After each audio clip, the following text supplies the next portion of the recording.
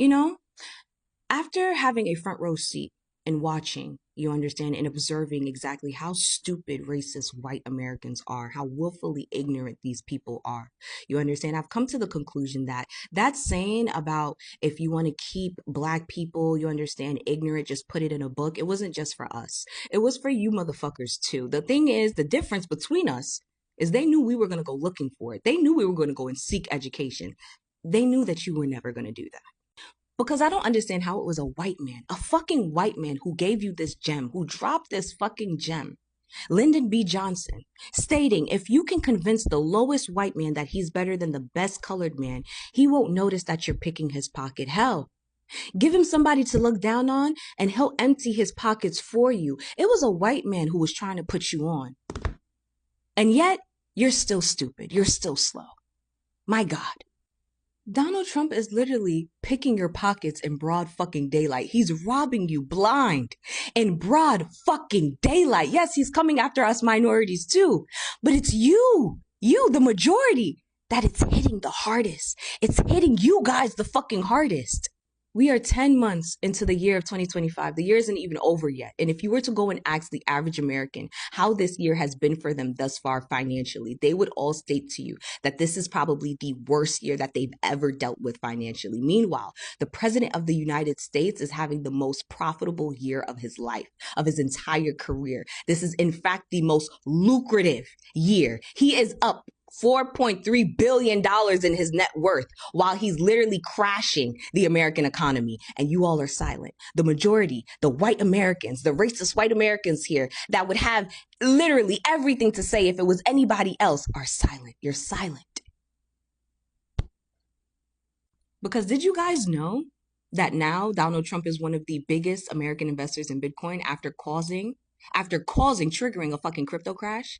Did you know that? Did you also know that he went and bought out more than $100 million in bonds to companies that he knew that his policies were going to directly impact?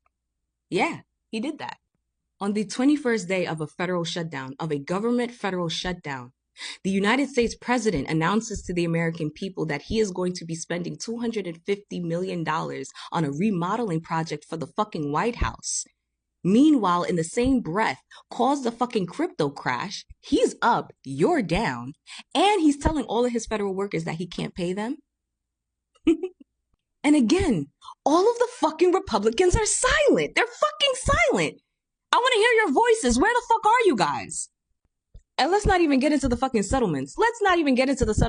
YouTube has already paid him $24.5 million when they had to take away his channel. You understand? Paramount has paid him $16 million for a defamation lawsuit. He has also refiled a $15 million lawsuit against CBS. He's hoping to cash out on that. And he's demanding $230 million from the Department of Justice.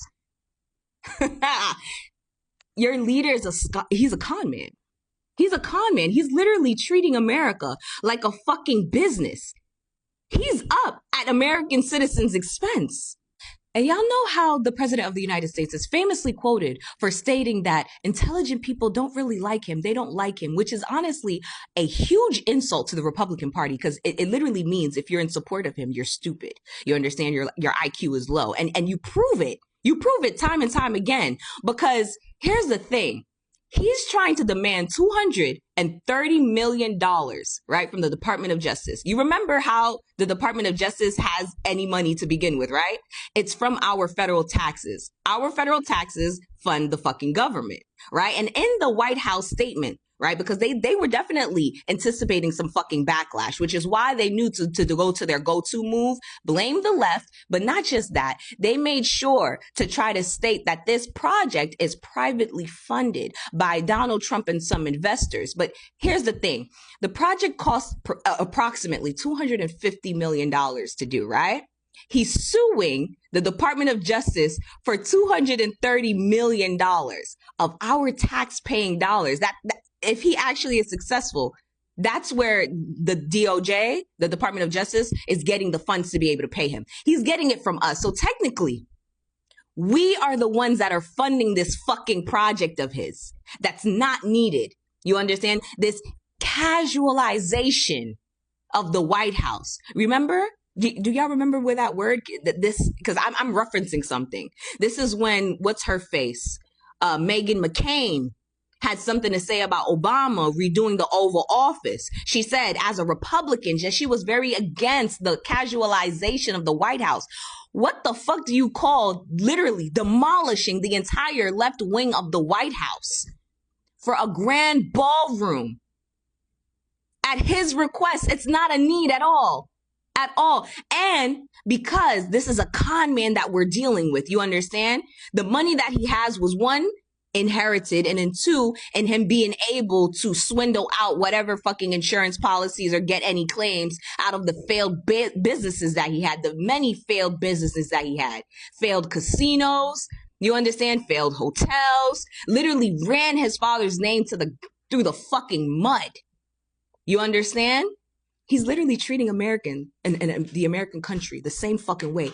But all of the Republicans, you are silent. You're silent. And it's actually really pissing me off. It's pissing me off, your selective outrage. If this man actually is able to stay in for the entire 4 years, moving forward, the slogan is going to be that white Americans want to take credit for everything but racism.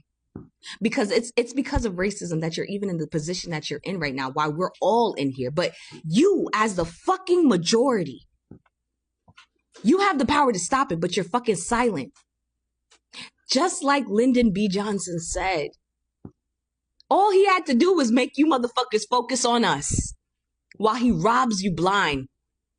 While he robs you blind. This has to be probably the best heist that I've ever seen. Ever. Okay? Ever. They're going to write movies about this shit one day. They're going to write stories about this shit one day. And you're going to know which side. You're going to know what side you're on. You are.